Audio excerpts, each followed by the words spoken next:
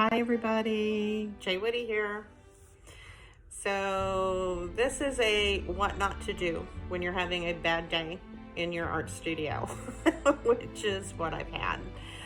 I had winched my back, and so I was out for a day, or maybe a little bit longer than a day, I don't know, and on muscle relaxers that made me very groggy and very sleepy. And then here it is, Thursday, and I'm to upload a video tomorrow. I had no content, and my pours that I did just weren't going the right way for me. And I think part of that may be that I just wasn't my full self today.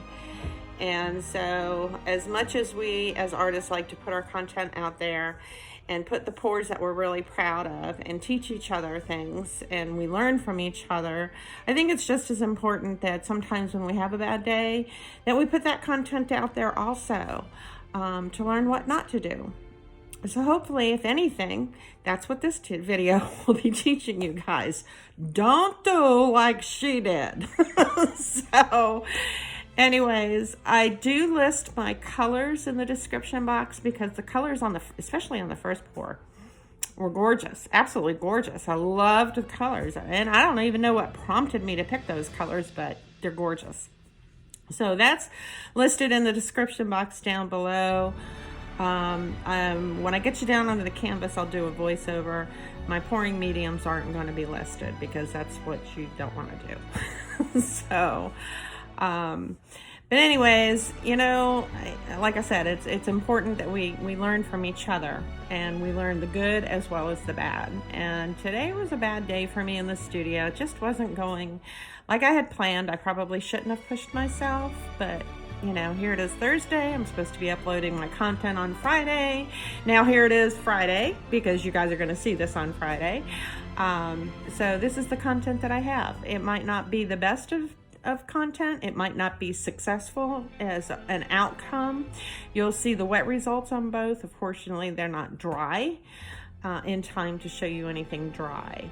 And whether or not you'll see them dry, I don't know. I might end up pouring at least one. I know I'll pour over, but the other one, maybe not. We'll see. I might work on that one with some brush work to improve it or enhance it and enhance those skills for myself personally.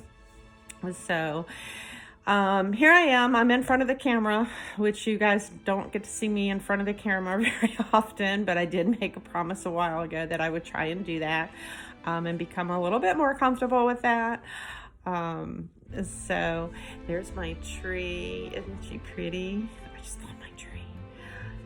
So, okay, well, it's time to get you on the canvas. So we'll see you there in just a few moments. So hopefully you'll bear with me and stick this out so you'll learn what not to do if you're having a bad day in the studio. See you in a few. Okay guys, so here we are. We're down on the canvas, and this is a 12 by 16 stretched canvas. And the colors that I'm using in this pour today, and it's going to be a blowout. And I call it a blowout because it's not really technically a Dutch pour, because I won't be blowing color over on top of what I lay down like you typically see in a Dutch pour.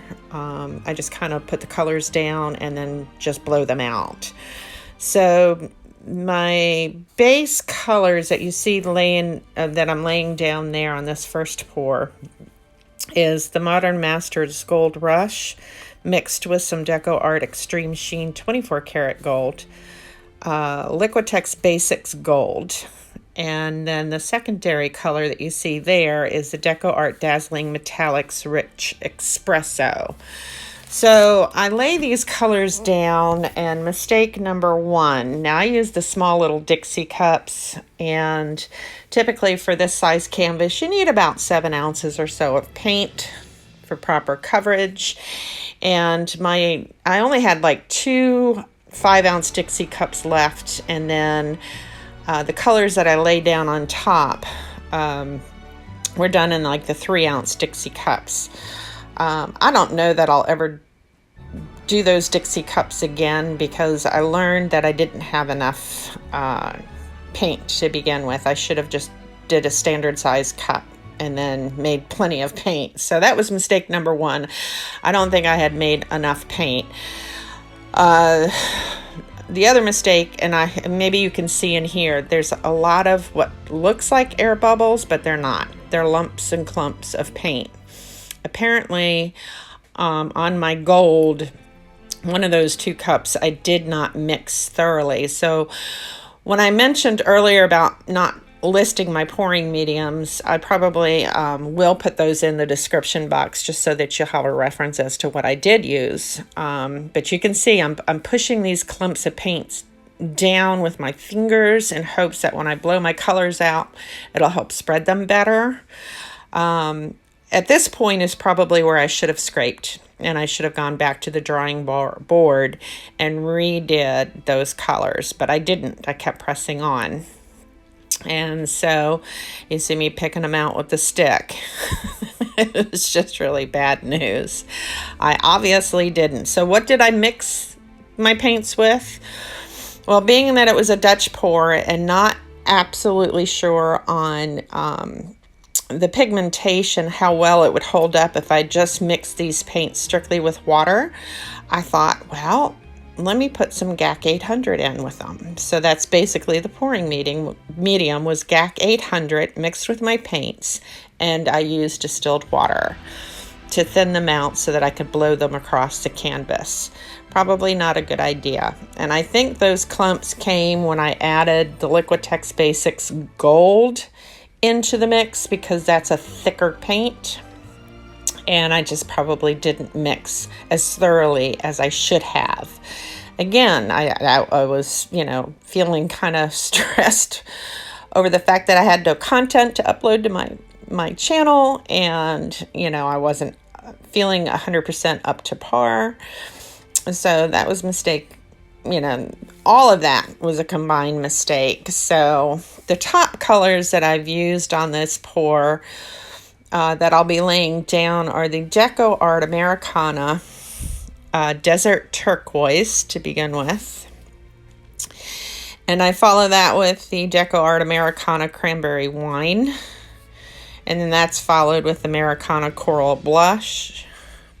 And then on the second pour, I ran out of my colors because now, remember, these are only 3-ounce cups. So on the second pour, which is a round canvas, it's a 16-inch round canvas. That'll be coming up here in a moment.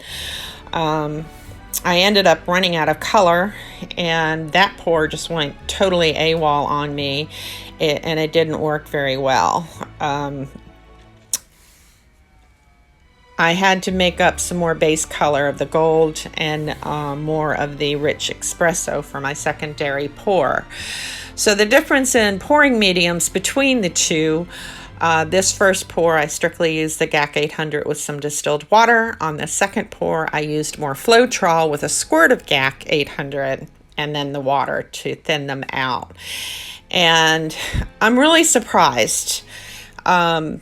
And the reason I'm surprised with this is that they aren't as vibrant as I thought they were going to be. They kind of muddied out here and there along the way on both pours. This pour, I still loved the color combination. It's still really vibrant, but it dulled out when I blew it out. Well, to my surprise, this morning when I got up early, and it's early here, this actually dried darker, and I'm really amazed at the results, and I'm amazed that it even dried, because it was, it dried. And so, surprise, you'll see the dried results at the end along with the wet results. But this dried so vibrant, and even though I had lumps in it, it added interest to it. So you're going to see that in the dried results. So here we are on the 16-inch round canvas. Same color base as before. Only difference is I actually used more Floetrol with just a squirt of GAC in the distilled water. And the sheen and the shine is just not nearly as gorgeous as when I used just the GAC 800. So hopefully you'll see the comparison at the end, but this again blew it out and it was just getting muddied and pale. And at one point, because I had run out of my colors, again, remember I only used those 3-ounce cups. I ran out of my turquoise, the Americana DecoArt turquoise. So I grabbed a bottle of what is called Color Pour Premixed Pouring Paint Turquoise. So, like I said, this just wasn't going either. It wasn't going like I had thought in my head. I really kind of struggled with this one as well. And played around with it. But this probably will be a good underpainting. I may go back in, and this is the one that I may do the brush work on. But to my surprise this morning, they both kind of dried well enough for me to hang them up and bring you in for some dried results. And they're not 100% fails, just some technical issues. I guess my point is, you know, when we go in, we really probably should be more focused than I was. And I don't know, Floetrol does play a big role when it comes to the effectiveness as far as vibrancy and color. And I think it actually dulls it out more so, and you'll see that between the two at the end on the dried results. The first canvas, the 12 by 16 squared canvas, the gold was it dried so vibrant just using the GAC 800, whereas this round canvas, it didn't dry nearly as vibrant, and that's because it had Floetrol in it. Now, the top colors don't have any Floetrol in them, but you can see that they muddied out on top of the base coat, which did have the Floetrol, if that makes any sense. So hopefully you can decipher all of the whatnots to-dos. But again, you know, these are my pours. I wanted to, you know, at least put something out there that hopefully is helpful on what not to do. And take your time. If you're not feeling up to par, then don't stress the load over the fact that you've got to get a video up like I did. But hopefully this will be a learning experience for you guys more so than not. They're interesting pours. They're different. They dried entirely different, I think, because again, basically the use of Floetrol versus not the use of Floetrol. Technique wise, I don't know where my head was. It just wasn't really in the moment, and I was trying desperately to be, and I wasn't. But I was surprised they dried enough for the results at the end. So this will be coming up shortly. So yep, this one I just overworked it. So and that's what happens when you overwork it. So sometimes you just need to know when to stop and step away. And I didn't. And I just kept pouring and pouring and pouring. But these are my pours for the day. This is what's happened to me. And life goes on.